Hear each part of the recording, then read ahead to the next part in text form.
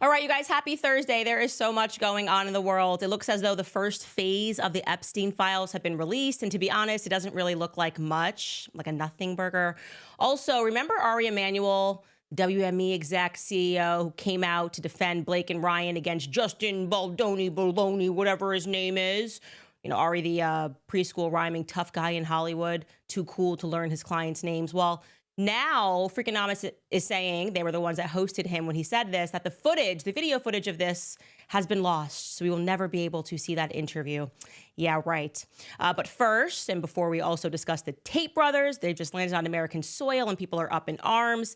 I first want to tell you guys that I got the legal clearance to speak to you about my prison phone call with Harvey Weinstein and what brought me to do this series. And so I'm so excited. So let's jump right back in. Welcome back to Candace.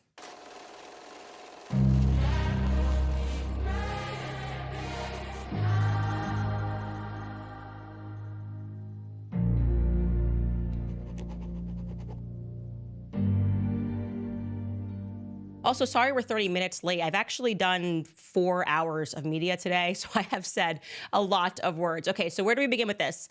My husband, obviously, you guys know, he is the entire brains behind the production, and part of his job as my spouse is to keep me out of trouble, you know, make sure that I file my taxes against my better instincts, and also to make sure that if I sign a contract, I remember that I signed a contract and I don't just blurt out everything to you guys as I do, because I just feel like I'm talking on the phone and I sometimes say way too much. So last week I was telling you I was really excited to announce the next series, but there were a couple of legal hurdles that my husband was dealing with. And I can now tell you that that legal hurdle was that when I had first begun speaking with Harvey Weinstein, we had signed this limited NDA that I had completely forgotten about.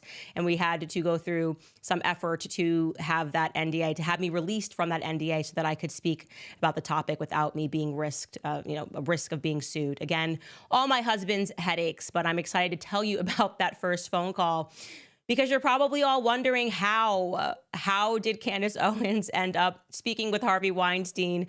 As I said to you guys, we have had and still have really nothing in common. It is really stunning, truly stunning. And I think actually one of the more compelling things about he and I coming together on anything. So the story actually begins in November of 2022. Like, that is how deep I am on this. And now that you know how I am in terms of organizing like a psychopath and looking at timelines and really deeply researching things so that the public can be invited to do the same, you can only imagine if I've had the runway since 2022 to do this. November of 2022 is when I was contacted by a third party, to my shock and surprise, and they asked me if I would just take a look at the Harvey case and if I would maybe be interested in interviewing him. And to be clear, this is back when Harvey Weinstein was in Los Angeles, because he was very soon going to be eventually convicted on rape charges. So we begin this conversation and I'm instantly like, yeah, of course, I would love the opportunity to interview Harvey Weinstein, obviously, for no other reason other than the fact that he is Harvey Weinstein, and it makes for a very compelling interview. A man that had so much power, who got taken down by the MeToo movement. So we had a little bit of back and forth, me and this third party, and they said, okay, well, they want to wait until he's actually convicted. That following month he was, to see if he's convicted rather, that following month in December, Harvey Weinstein was convicted in LA. Fast forward to January, that's when we got into our back forth about this sort of limited NDA. And the next thing I knew, I was being patched in on a prison line to speak with Harvey Weinstein. And this is a chapter in a future autobiography of my life that I will never forget, because it was surreal in so many ways. It was just the opposite of what I was expecting. I guess to reflect upon it, what I was expecting was to speak with a defeated man. He is a person that is sitting in a prison cell. And the way that the third party person presented it to me was that essentially, and I assumed maybe partially, everybody in the mainstream media had lied about him, and now he was maybe getting desperate and wanted to speak with me. And I can be completely honest. Like I said, my motivation behind taking the phone call was I think Harvey Weinstein's guilty, but who cares? I just would really like the opportunity to interview him about his life and how this all happened and how somebody could be where he was in life and then fall. And I've already confessed to you, I thought Harvey Weinstein was guilty because there were 107 women, just to be clear, okay? 107 women who came forth and made accusations from him. He sexually assaulted me. He did this. He sexually abused me. Whatever it was, there were just too many accusations. The media had completely flooded the zone in a way that made it impossible for me to believe that he could be anything but guilty. And like I said, I say this as someone who takes pride in always reading in between the lines and looking beneath the layer of social media manipulation and of mainstream media manipulation. But I fell for it, okay? I will just admit that. I will own that. So I just remember the casual demeanor that I had as I was being patched in. Like I was sitting like this, for those of you that are listening on audio, just sort of leaned back in a chair in this small cubicle, like, yeah, well, this guy's gotta let me take this interview. And this will be a nice little introductory phone call, nothing to worry about here. He gets patched in, he says, hello. Harvey Weinstein's voice is like a growl. And it's like, hello. That was actually really good what I did there. Hello, And the first thing he says to me, I kid you not, okay? I don't understand how you can support Donald Trump. Okay. Whoa. Stop everything. What is happening? What are we talking about? This has nothing to do with politics. My understanding is you just want me to do an interview with you. I am suddenly saying to him, yeah, and I'm answering and kind of recalculating the conversation and explaining why I support Donald Trump. And that's a known thing. Shouldn't you have already known that I support Donald? Why are we on the phone? And I just sort of answer, and I think I fumbled the real reason why I support him, talked about the economy and like, who cares? And then he sort of gets into like, what about Kanye? Right. So I'm fresh off of my Kanye in Paris wearing the White Lives Matter shirt. And he's asking me questions about that. And he says, I give a lot of money to the ADL. And I'm going, okay, here we go. I'm suddenly realizing that this is not the conversation that I thought that we were going to be having. I have no idea why I'm on this phone call. And then he says to me, why would I go with you? And he tells me that he's speaking with 3 other people who want to do this interview, who have much better experience and a way further reach than I have, all things that are objectively true. He then says, I've never even heard of this company you work for. He mispronounces the company that I was working for at the time. And I realized at that moment that I was being big timed for Harvey Weinstein and by Harvey Weinstein. And I just sort of sat up straight and recognized that Harvey Weinstein is still Harvey Weinstein. And he's making me pitch myself. Like I suddenly felt like I was trying out for the cheerleading team. Like I suddenly realized I'm auditioning for something and I have no idea. I had no idea I was going to be auditioning for something, and he's very powerful. And I want to communicate that to you guys. Harvey Weinstein is still very powerful. He is brilliant. He is not in prison because he was not innately intelligent and powerful. And I suddenly was nervous. It was so strange. I was nervous and I'm going, why am I suddenly nervous trying to pitch myself to get this interview that I thought I had in the bag? And this guy is sitting in a cell and I'm having to recalculate and recalibrate all of this very quickly as I'm on this phone.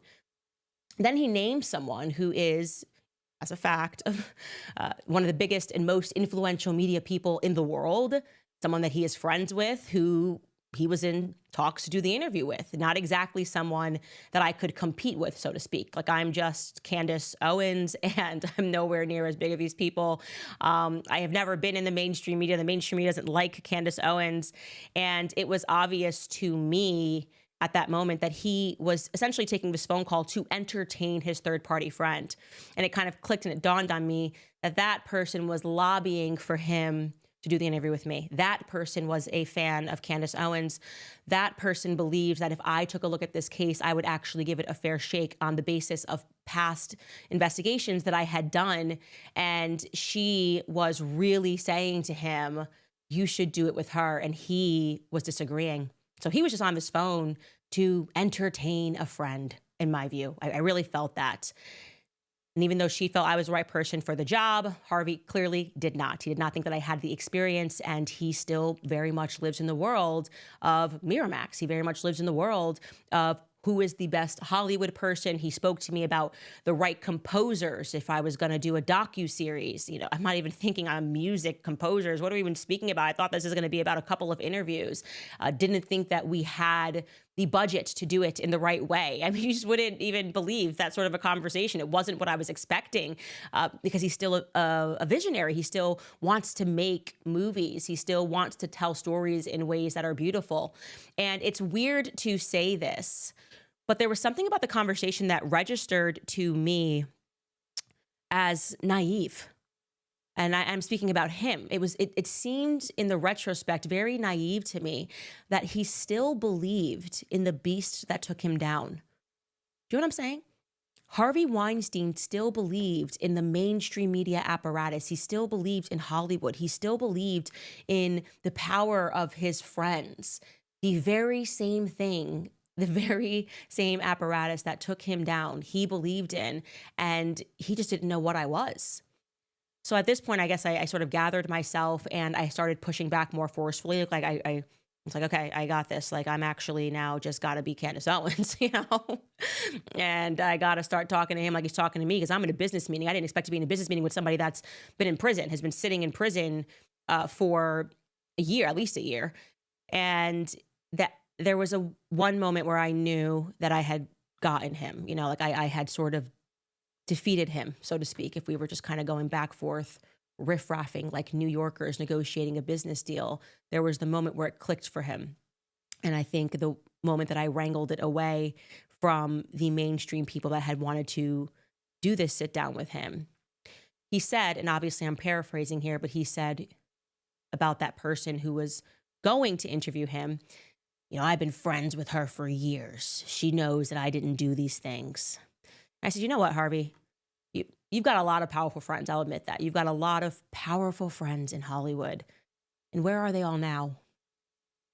Have any of them used their platform to speak out? Has that individual used her platform to speak out and to say to the public that she thinks that you're innocent of the reasons that you've been convicted? Where are they now? And he did this sort of growl think that he does, which was like, genuinely, this is the sound effect. And I could tell that it hit. And he said back to me, they all turned their backs on me. And I said, yeah, well, I'm not your friend. And we obviously have nothing in common and in terms of our politics, the causes that we support. But I can guarantee you that if I look into something and I believe that there is something there, I will stand up against the entire world to say something that I believe to be true. Okay? And I think that was the turning point. I think that is how we got to today. And I'm excited that at the end of this series, you guys will be able to hear a conversation between me and Harvey Weinstein. It will, I think, just explode the world.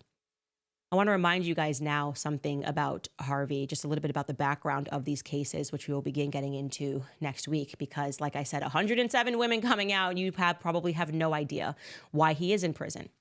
Harvey Weinstein was sentenced in 2020 to 23 years in total in New York alone. Okay, 23 years in New York, 20 of those years were for criminal sexual assault in the first degree that was stemming from an accusation made from a production assistant who worked on Project Runway. Her name is Mimi Haley. I am telling you her name because she has come forward. So this is not, I'm not like, you know, unmasking a victim here. All of these people have come forward and spoken to the press and done media. The other 3 years that he received in New York was for criminal rape in the third degree of a woman named Jessica Mann. Again, just to be clear, I'm telling you the names of these individuals, and we do not have to hide these names because they have already outed themselves proudly. Then in April of last year, So after 4 years spent in prison, the New York appellate courts reversed the decision of the lower courts and ordered a new trial. They claimed that the original trial had been prejudiced by witnesses who were able to give testimony with claims that were unrelated to the charges at hand. In other words, they had allowed emotion and storytelling to flood the courtroom, where in most circumstances they would say, this is not relevant. You can't say this here. You can't just like color the jury with flowery stories. This was a very big decision, which should not be ignored. And I will tell you, having looked into these cases, that was the right decision. I think, and I'm going out on a limb here, I think that as we start going through these cases, you are going to be like I was, jaw on the floor, shocked, and you will want to conduct your own research, and you are going to wonder what the hell happens inside courtrooms. I want you guys to know his retrial begins on April 15th of this year. It's why I wanted to begin this series, because I want everyone paying attention to the trial. And I have no doubt that you will want to pay attention this time around once I give you some basic facts about just some strange context that the media chose to leave out about some strange things that happened in those courtrooms, okay? And the case in Los Angeles, for which he was found guilty in December of 2022, he was sentenced to an additional 16 years in prison for the forcible rape of Eugenia Chernyshova. This is the wildest case, and I know there are Reddit feeds of people who never got the attention that they deserved for following these cases step by step, the internet sleuths. And I have to tell you, as I fell down the rabbit hole and looked at what you wrote, it is the craziest case that I've ever read in my life. I mean, it puts everything to bed. The Eugenia Chernyshova one is, it rendered me speechless. And to be clear, there were multiple women who brought a trial against Harvey Weinstein. We started with 107. We got it dwindled now. Eugenia was the only person, despite 4 women who brought a case against him in Los Angeles. She was the only one that was able to earn a conviction. And the details, like I said, are just going to shock you. Hers was the only one that landed a conviction. What I can say is that I've never changed my stance on the MeToo movement. And this is perhaps why this third-party individual sought me out at the very beginning, as she knew that when everybody loved the MeToo movement, I instantly said this is going to be a threat to due process, and that I have remained steady on this point, defending people who I really politically disagreed with, people like Matt Lauer. But when I looked at the details of his case, it seemed pointedly ridiculous that they were claiming or trying to present him as a rapist in the media. I remained objective about things and know that even if you don't love a person, or you think a person is immoral or wrong or cheating, as a lot of these men are definitively cheating, and they are definitively abusing their power, and the dynamics of their relationships, whether it be with employees or actresses, that is entirely different than referring to someone as a rapist.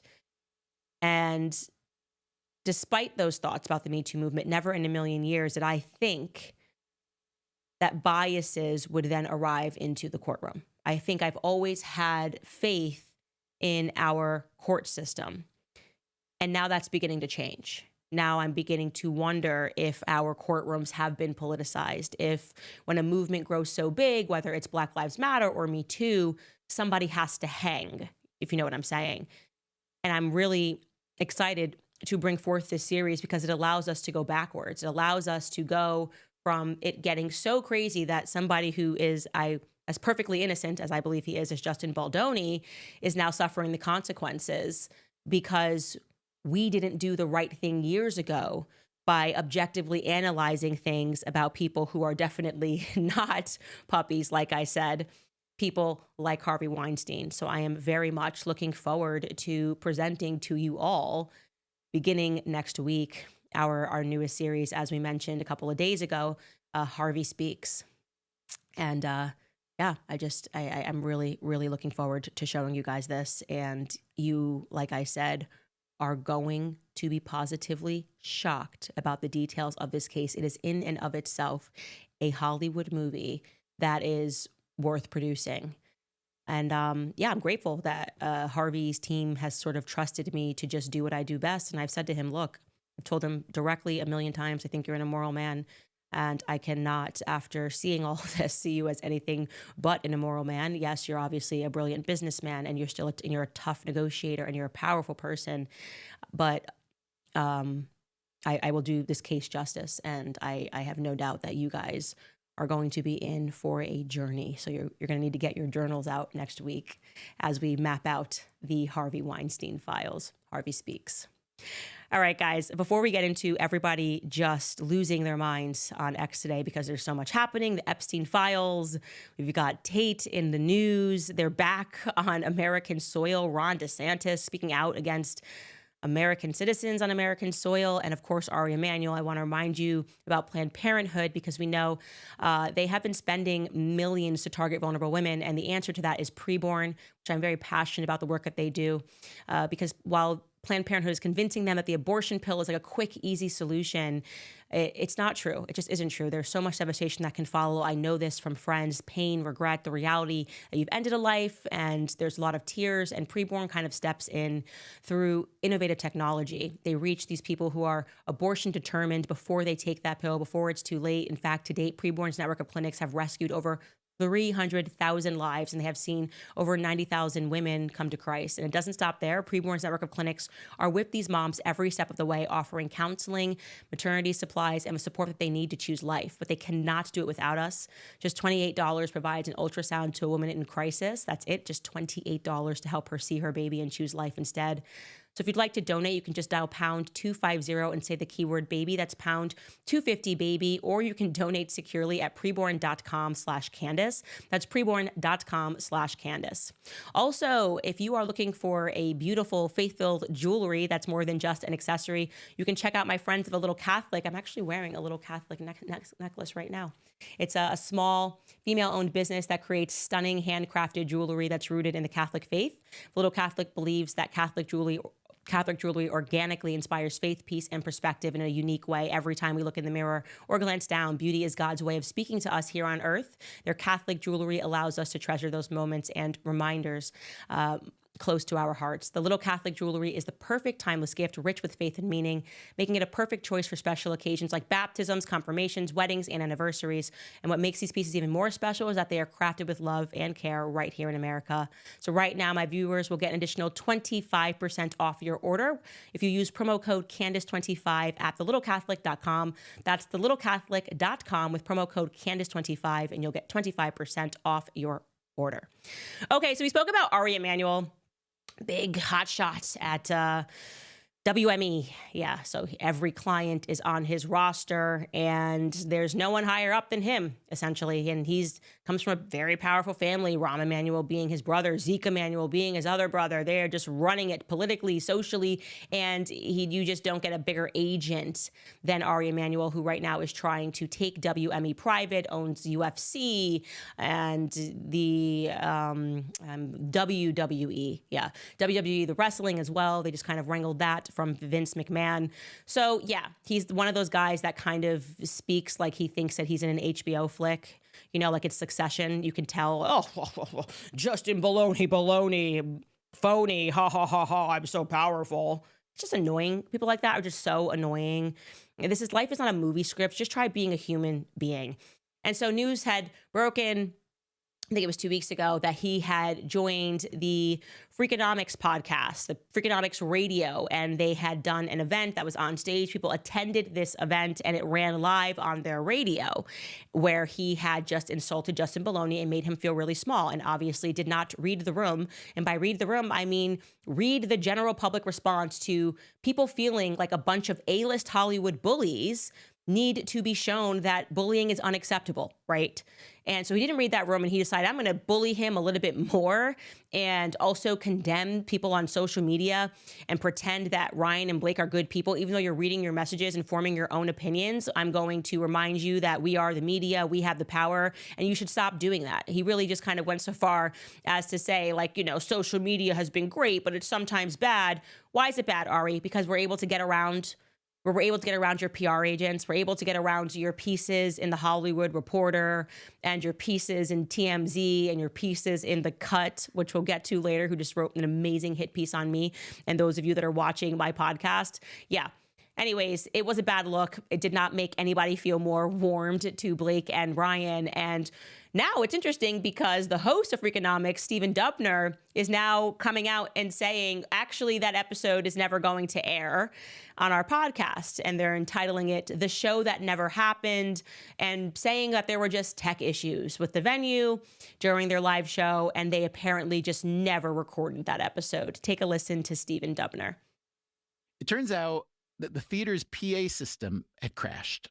We had been told earlier that it was a new system, state of the art, but, well, I don't know what happened. The next hour was pretty chaotic. The microphones aren't working, speakers aren't working, keyboard player can't get any sound out of his keyboard setup. Meanwhile, Ari Emanuel, the most famous agent in show business, is waiting backstage. What the f*** are these people doing? And then suddenly the system starts working again, at least partially. By now, it's way past the scheduled start time. So we hustle up, we wish each other good luck, and we start the show. We hang out for a little bit more at the theater, and then we go to a little after party, mostly friends and family, maybe 40, 50 folks. And that's when our excellent editor, Ellen Frankman, comes up to me with a look on her face that I couldn't quite figure out. In retrospect, she looked really ill. She was shaky, her face was pale. So I asked her, what's wrong? And she tells me that in addition to the audio failures we had earlier, there was another even bigger failure. The show had not been recorded, she says. And I didn't understand. I asked her to repeat herself. She said, they didn't record the show. At least one journalist had recorded the entire Ari Emanuel interview, but it's iPhone on the lap quality, not radio quality. So we ditched that recreation idea. Yeah, I'm sure that is the truth and the whole truth and nothing but the whole truth. That sounds a little bit like Baldoni baloney to me. I don't know about the rest of you guys, but just so you know, it's never going to see the light of day. The most powerful guy in the room, but there were just some tech issues. And even though it ran on our radio and we're obviously have a transcript of it, it's all very fuzzy and you can't see it. Like I said, I think that they're trying to pivot and their media strategy is changing altogether. They're angry at us for being independent sleuths and mommy sleuths, which reminds me. So I was also telling you guys the people that started the MeToo movement in general. Like we kind of have the same batch of reporters that have been involved in this. Jodi Kantor, Megan Twohey at the New York Times, and Dylan Farrow, who writes for the New Yorker or New York Magazine. I actually should check that. I'm not sure which one. I think it's the New Yorker, but let me check that. Yes, he writes for. I actually have no idea if you guys could look that up. The point being is that I suddenly got contacted by The Cut, which is owned by New York Magazine. Essentially, that's their parent company, and it's a big mainstream media publication. And the woman was essentially working on a hit piece on me, saying that I'm trying to rebrand with the Justin Baldoni and Taylor Swift situation. And I'm going, have you never listened to my? I have been adamantly against the Me Too movement. Oh, is this the actual article that she wrote? Thanks so much, Savannah. I have been adamantly against the Me Too movement since its inception, like since day one. I have not pivoted on this whatsoever. I have covered multiple cases about it. Amber Heard, you name it. I have said this is not good. We as women need to understand that we birth sons, we marry men. These are going to be our fathers, our sons, our husbands, and we have to believe in due process. And this was before I had any sons that I have been saying this. And she was so snarky on the phone. She essentially writes this piece and she calls me every name. Transphobic, she calls me racist, she calls me anti-Semitic. And she's basically, I guess, condemning you guys for watching my show and being like, you're being fooled. This is the headline that she came up with, this journalist who is so bad, by the way, at a hit piece. It's just boring. Hit pieces are so boring. And it's entitled by E.J. Dickinson or E.J. Dixon, Don't Fall for Candace Owens' Rebrand. And she's unable to present a single fact about how I've rebranded any of my positions whatsoever. She's just like, well, people are watching her now and her show is getting a lot of views. And I'm like, yeah, that's actually not me being rebranded. It's just people seeing you for who you are.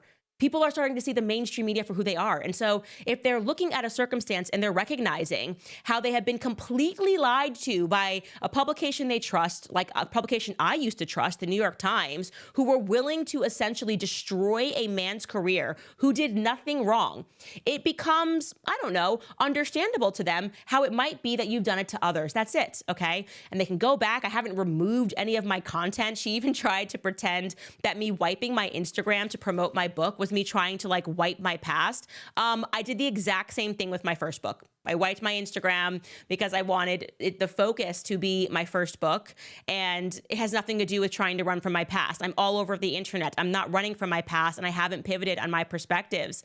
And so you sense this thing over and over again where the mainstream media is getting frustrated because we are the investigators now and we are the reporters. And I'm not telling you guys what to think. I'm giving you evidence of something that I have seen happening and operating for a very long time, a nasty movement that has taken down people who are not as innocent, like I said, as Justin Baldoni, but finally I think both sides are waking up to it. And there is a frustration because they can no longer control the narrative. And when you read this article, Candace Owens has gone mainstream. The right wing's commentators' coverage of Blake Lively and Justin Baldoni case has reached millions of viewers. And she sort of, even though here's a huge tell in articles, guys. Whenever they put in parentheses just one word and the rest of the sentence was actually written by them, they're just taking me out of context. Like they're just fully taking any person out of context. It means actually if I presented the full sentence or the full paragraph of what this person said in its entire context, then I couldn't smear this person. And she does this all throughout the piece, like trying to paint me as an anti-Semite, as a transphobe. She uses just one word, which is a word I actually said, but doesn't actually provide the full sentence of what I said. And it's just such a tired approach. And it's just amazing to me that these people are so pompous and so arrogant and their views are down and their listeners aren't listening. And they can look at the podcast charts and see that independent media is picking up. People like Theo Von, who is neither on the left or the right, but somebody who regularly speaks about his addictions, who's now hosting people on the left and the right. And they can't figure out that people are tired of them. They're tired of being name called. Whether you're on the left or you're on the right, you're tired of being called names for thinking critically about various topics. And so I just thought it was like really interesting to just see that the dripping resentment of her trying to paint me, like she's still going with like the literally Hitler, racist, transphobe. Show me that person that exists. How can I just be all of these things? How do I hate everybody? Maybe I do hate everybody. Actually, I'm pretty pregnant. That might not be like the wrong thing that she's saying here. Maybe I am just hating everybody at this point. I hate everybody. I hate everybody for everything that they are. Okay, whatever. But it was interesting to just see that she kind of went with that. Also, I wanted to shout you guys out because this is hilarious. So I've been saying how much, again, nuance. Even if you think someone did something wrong, you don't need to dismiss a person altogether, or if you disagree with them. That is the beauty of critical thinking. Take what you want, leave what you don't. And I don't love Taylor Swift as a person, but she's got some bops. And I've been telling you guys that I love the London Boy song, and especially because I married a guy from London. Well, somebody pointed out to me, you guys tagged me, that now a lot of people who are watching the show are going and downloading London Boy. So we're contributing to her sales, all while examining her character, which shows that we are incredibly nuanced on this show. I absolutely love you guys. And I went to her comment section and look at it. It's amazing. These are like the top comments. I would never even have heard this song until Candace Owens said she'd bop to this forever. A fact, this person never heard the song until Candace talked about it here because of her. Love you, Candace. Candace is absolutely right about this song. It's a bop. Candace absolutely sings this to George. Yes, it is also because I know all of the places that she's referring to in London. The only thing she gets wrong in that video, in that song, is that she says high tea, and actually properly it's afternoon tea. So I knew that wasn't the right thing to do, Taylor, but it's okay. It's still a bop. She can say she loves high tea, but high tea is actually what Americans think it is. It's actually afternoon tea. But I married a guy from London, so I had to learn all of these little nuances over time, but it's a bop. And I actually am so proud of that people are downloading it and loving it because, like I said before, it's good to have nuance. It's good to say, here's what I like about this person. Here's what I don't like about this person. We don't need to rapidly dismiss people altogether or pretend that she doesn't have bops. And we are bopping to London Boy forever. All right, guys. Speaking of nuance, we should also speak about what's happening with the Tate brothers. This has been insane. And I know people hate to see me coming because I will take the time to read through a lawsuit, even if it's in a foreign language, whether it's happening in France. I will say something and people will think it sounds completely insane at the time, and then I get proven right. Happened with the Becoming Brigitte series a year ago. Oh, she's crazy. She's spiraling. Now people are addicted to the series and they just want more. And they can't believe that there was something there. And I got completely lambasted by the left and the right when I came out and I said I reviewed the Tate brothers case in Romania. Now, they were being held on house arrest. First, they were in a prison cell for months and they had no charges against them. Then they were put on house arrest for about 2 years. And finally, I just said, I'm going to actually read through this entire case because everyone's telling me, Candace, you're crazy. Like, they're so guilty. And, you know, they're guilty of human sex trafficking. Obviously, even hearing that. And then they were sending me all of these videos of Andrew Tate looking like he was 10 years younger, talking about how he has a webcam service and he takes advantage of women. And I thought, okay, let me actually take a look at this because maybe there was something that I'm missing. And when I read the case, I came out and I said, they're not going to be convicted on this. There's nothing in this case. It has nothing to do with Andrew 10 years ago, 5 years ago, things he said on the internet, things that he tweeted. The case that I am looking at is going to fall apart. Well, guess what? The case fell apart, okay? And it's kind of crazy because it was this sort of extrajudicial measures that were taken by a government. And it should scare you, irrespective of whether you agree. And everybody knows I'm Catholic. My perspectives on pornography are very clear. Even if you agree and you have every right to say that you don't like if they ran a webcam business, because you shouldn't, because pornography is bad. And I think that it fundamentally weakens men. And by the way, if we're going to speak about getting rid of pornography, the very last people we should be worrying about is Andrew and Tristan Tate. Okay, let's talk about Pornhub. Like, really, guys, if we're going to go for it, let's talk about Pornhub. And so I just had the nuance and I read the case and everyone condemned me. How could you defend them? I'm not. I'm just reading the facts and they're not going to be convicted. Well, guess what? That happened. Okay, the case ended up being thrown out in Romania. They said there's no evidence here. It's exactly what I was saying. There's not enough evidence here to bring charges against them.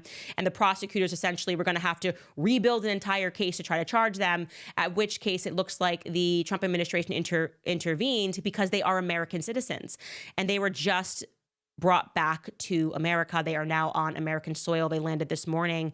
And for some reason, people are angry about that because they don't like who Andrew and Tristan Tate are. They do not like their online personas. They don't like the way that they speak to women. And so they're happy to have these men be wrongfully convicted for something that they didn't do. I cannot understand this logic. I cannot understand why you think you need to like someone or agree with their lifestyles in order to say that no person should spend a single second in prison for something that they didn't do. Like, that is the moral stance to have, that due process is right, and that if they are an American citizen, of course, they belong back on American soil. And so Ron DeSantis, who kind of has always danced to his donors' emotions, came out and it was asked about them landing in Florida, which is, like I said, they're American citizens. And here is what Ron DeSantis said. Governor, there's some reporting out there that controversial podcaster and accused human trafficker Andrew Tate may be on his way to Florida.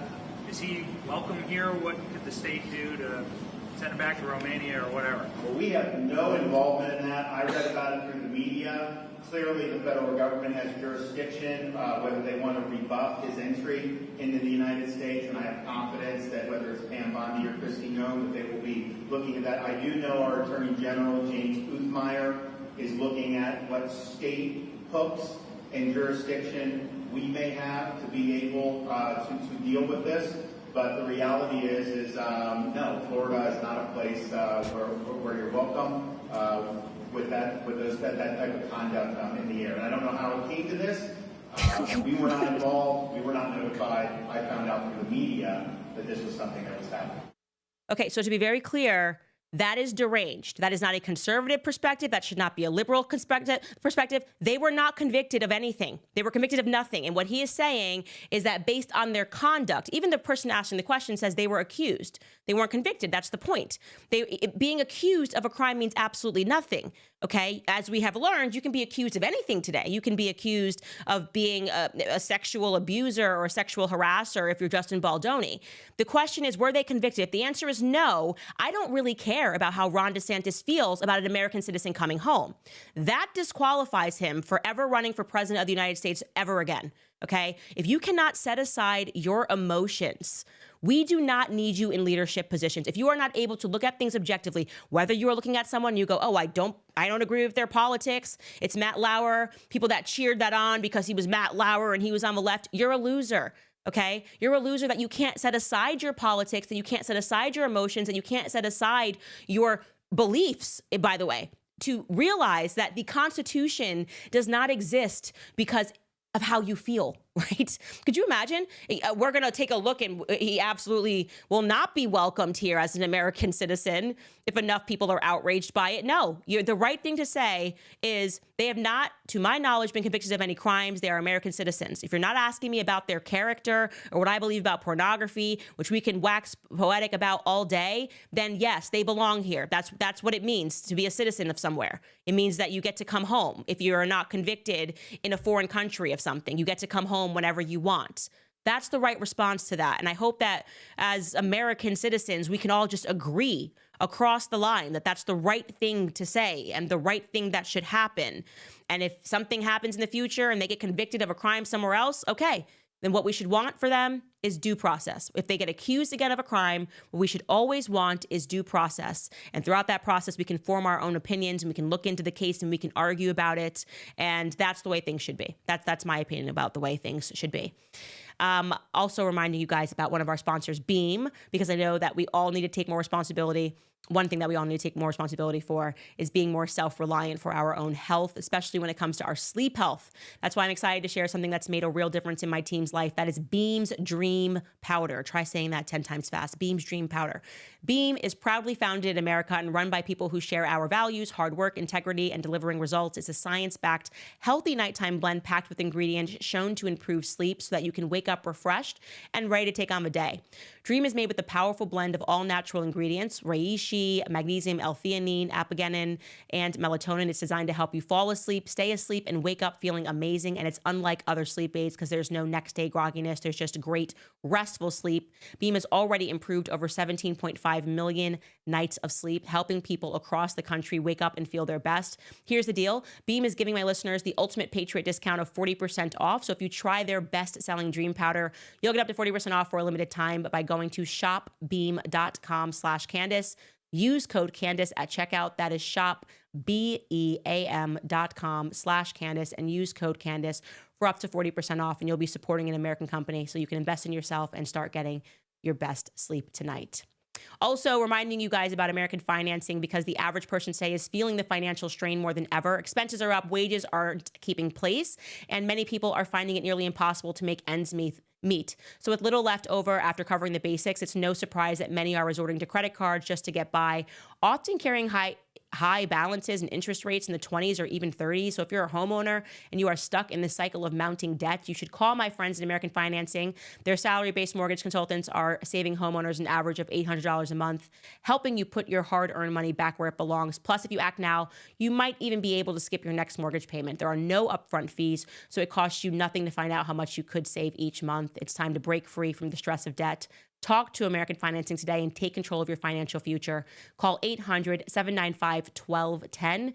Again, that's 800-795-1210, or you can visit americanfinancing.net/Owens. americanfinancing.net/Owens. Okay. Also, Epstein files. I am just tired of the Epstein conversation. We're never getting them, guys, okay? Like, I just feel like this is getting weird, and it's this excitement of, like, obviously people that are implicated in these files are way too powerful, and they're never gonna let it be released. I'm filing JFK files and the Epstein files as files that the American people are never going to be able to see because the people that are involved are the people that are still in control of America. How about that? That's what I think, actually. And so it makes no sense why we have this sort of media firestorm. The Epstein files are coming, the Epstein files are coming. And Attorney General Pam Bondi went on a media blitz and talks about how these files are coming up. People really excited. Here is her speaking to Jesse Waters on Fox News. And then I'll show you what we got. Take a listen. One of the things a lot of people are wondering, because you said last week that you have the Epstein files on your desk, is when can we see them and what's taking so long to release them? I do. Jesse, there are well over, this will make you sick, 200 victims. 200. So we have well over 250 actually. So we have to make sure that their identity is protected and their personal information. But other than that, I think tomorrow, the personal information of victims. Other than that, I think tomorrow, Jesse, breaking news right now, you're going to see some Epstein information being released by my office. What kind? Are we going to see who was on the flights? Are we going to see any evidence from what he recorded? Because he had all of his homes wired with recording devices.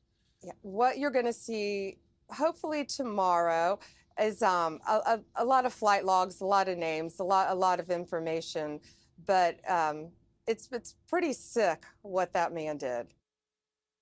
Something that I find to be amazing about American history is how it's nearly impossible for us to ever have anything that implicates Israel declassified. Like if people know the story leading up to JFK's assassination, the arguments that he was having with Ben Gurion, the prime minister of Israel, the fact that AIPAC, then it was called AZC, was told by JFK that they had to register as foreign agents under FARA, demanded that they register as foreign agents, and that obviously you're not allowed to lobby for a foreign country according to our laws. And then lucky AIPAC, JFK got shot.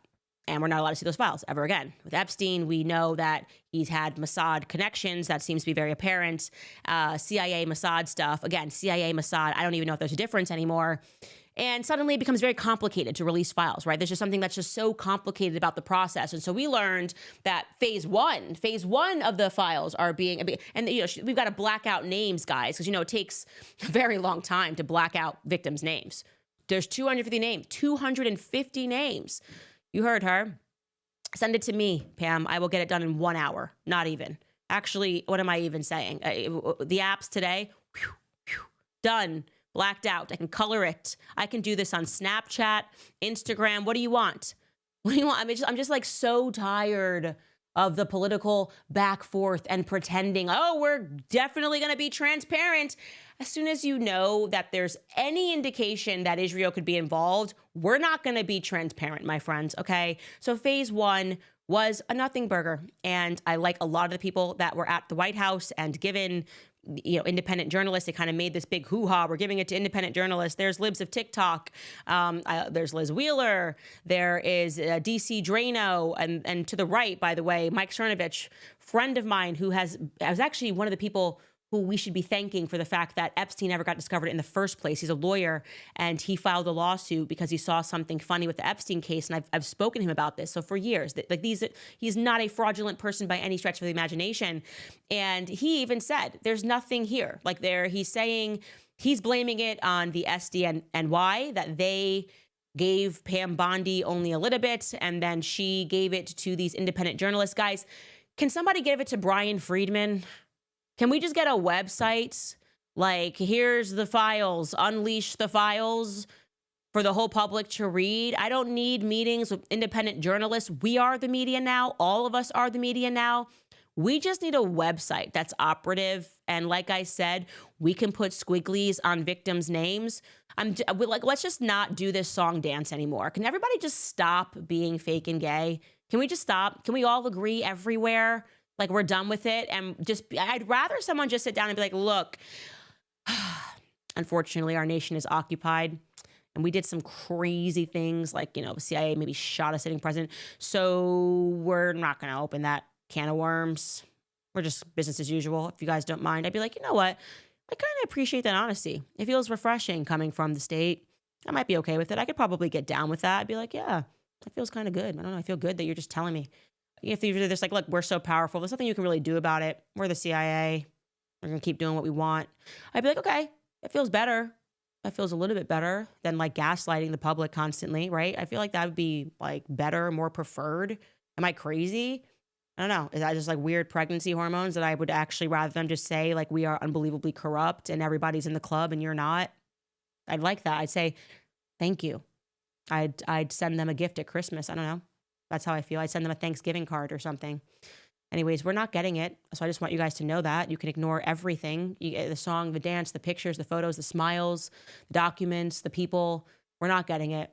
this is a show and little tell. There's never going to be a tell because very powerful people are implicated. And that's the end of that. Anyways, you guys, I should see what you are saying to me and read some of your comments because we are going overtime as we always do. Why do I always have so much to say? What is wrong with me? Ben Auten writes, unrelated to Weinstein, but do you remember Randy Quaid being called a lunatic for saying there were star killers murdering celebrities? Also, why is there no peep about Ghislaine Maxwell? Where did she go? Is that the dog that's not barking? Yeah, that's a very good question. And I actually didn't follow the Randy Quaid thing. I do know that they said he was crazy, but I didn't follow why they were saying he was crazy or what he said. But generally speaking, as a rule of thumb, the crazy people are the ones that are telling the truth. And the totally sane people are the ones you have to watch out for. Zyra Mino writes, today I almost had a Suge Knight breakdown at our project group's dead weight. The only thing that stopped it was someone saying, calm down, Suge. I started laughing and I made a new friend. It happens to the best of us. Hugo writes, are you going to do a series about World War II and the reality of what really happened? I just watched a documentary called Europa, The Last Battle, but I don't know if I can trust the contents of that documentary, but I have trust in you. Well, I haven't seen that documentary, but I know that it is the most sensitive topic in the whole wide world is World War II. God forbid you speak to anyone who tells you any fact that was not approved in your third grade government class, your seventh grade class, when you learned about everything, they have a meltdown. And that there's no further proof of that than Daryl Cooper joining Tucker Carlson, who's like a historian. He's like a nice guy, and he starts giving some facts that you maybe wouldn't learn in your high school class. And there was a mainstream media meltdown. And the reason for that is because the mainstream media has always been an arm of the CIA, at least since JFK was shot. Maria writes, Leonid Radvinsky lives in Florida. He is the owner of OnlyFans. Tate brothers not very moral, but they are citizens. This is why DeSantis will never be president. Wow, I did not know that. The owner of OnlyFans. Welcome in Florida. That's fine. You know why he's welcome in Florida? Because he hasn't been convicted of anything, and he's an American citizen. So despite the fact that I think OnlyFans is disgusting, absolutely disgusting, I wouldn't, of course, say that the person who created it belongs in America, because my issues with pornography doesn't mean that I just get to randomly convict people and tell them that they get kicked out of the country. But, you know, who am I? I'm just someone who believes that we should be following the Constitution. John writes, pre-ordered 7 copies this morning. Got to pass them out to the potentials. I got women to vet, Candace. Oh, thank you for ordering 7 copies of Make Him a Sandwich.